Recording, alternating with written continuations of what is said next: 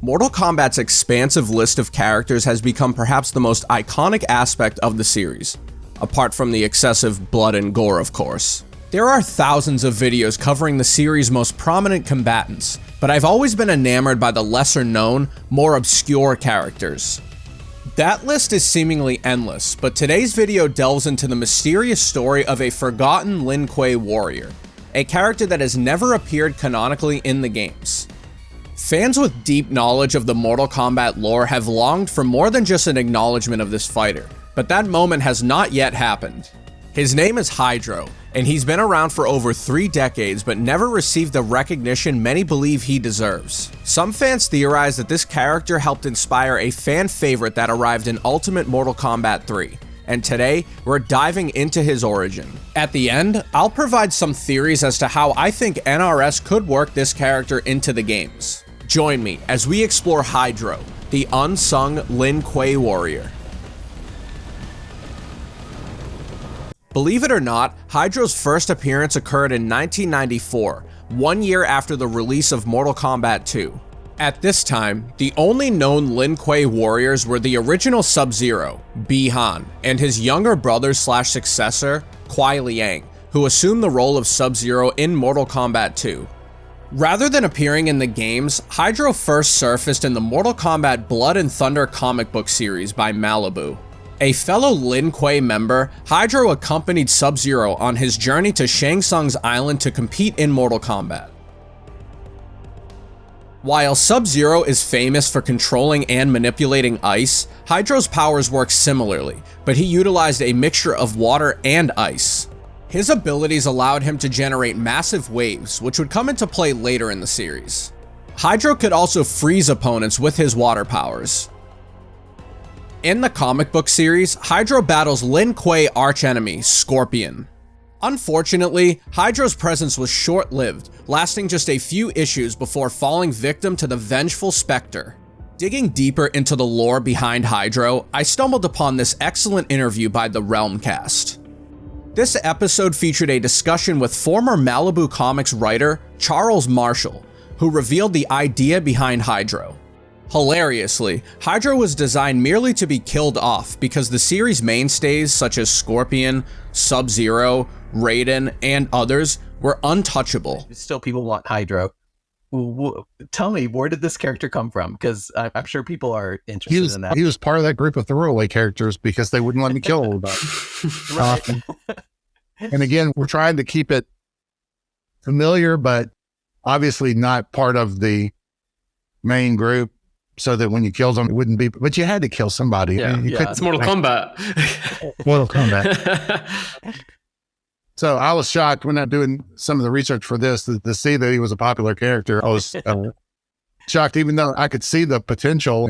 But yeah, I just saw it as wouldn't it be cool if instead of ice, it was water? It was a tie.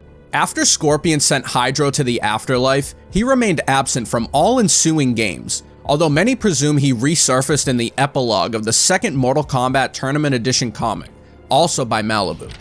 However, I couldn't find anything concrete that confirms this is Hydro, so it's possible that this isn't him at all. Hydro remained sidelined from anything Mortal Kombat related for 16 years. He made his triumphant and long-awaited return in the Mortal Kombat Legacy Anthology series. This live-action web show aired an episode centered around Cyber Lin Kuei members Cyrax and Sector. After the two characters are successfully converted into cyber ninjas, their first test is to vanquish another older cyborg called Project Hydro. Although he holds his own, Cyrax and Sector overpower Hydro and mercilessly bring an end to him. In his brief appearance, Hydro looks solid in cyber ninja form. He is able to deal with Cyrax and Sector individually, but the 2v1 scenario led to his downfall. Also, it's worth noting that he didn't showcase any water-based moves, but instead an electricity-based move. How Hydro ended up in the Legacy show is unclear, but it was definitely fan service. Those knowledgeable about the Mortal Kombat series instantly recognized him. However, he was still yet to appear in a single game, and naturally, that was the next step. 8 years after Hydro's appearance in MK Legacy, Mortal Kombat 11 would feature a minor nod to him. As a character, Hydro does not appear in the game, but he's certainly there in spirit. In the Towers of Time, these modifiers are in play. One such modifier creates a wave to assist the benefactor. This is Hydro's first appearance, sort of, in the MK games. The modifier icon even resembles Hydro's look in the Malibu comic series, and leaked game information mentions the character by name. Sadly, that ends the story of Hydro, a character with so much promise but no payoff.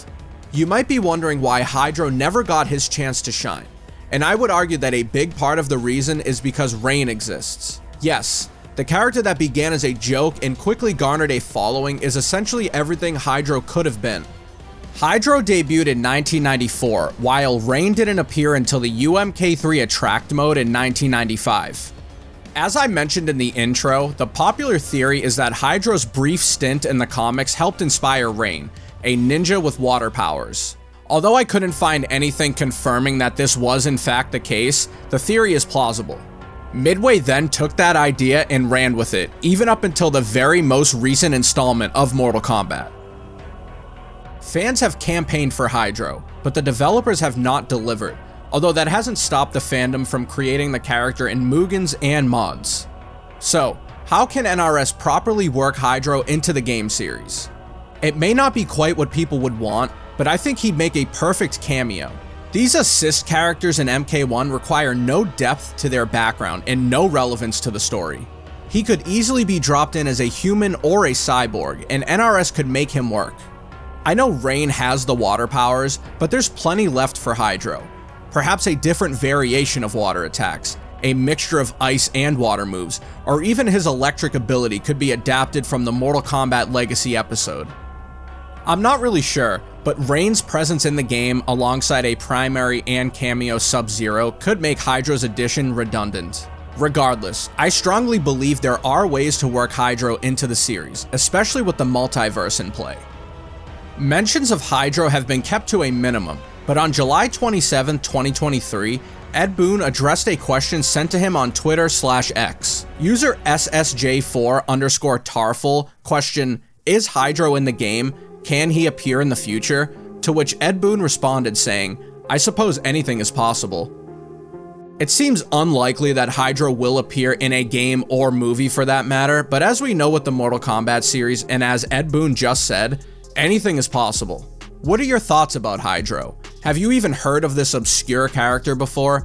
Is this someone you'd like to see in the series, or are Sub-Zero and Rain sufficient enough? I would love to hear your opinion on Hydro, so leave a comment down below and let me know another character I should cover in a future video. Also, don't forget to subscribe and like the video if you enjoyed your time here.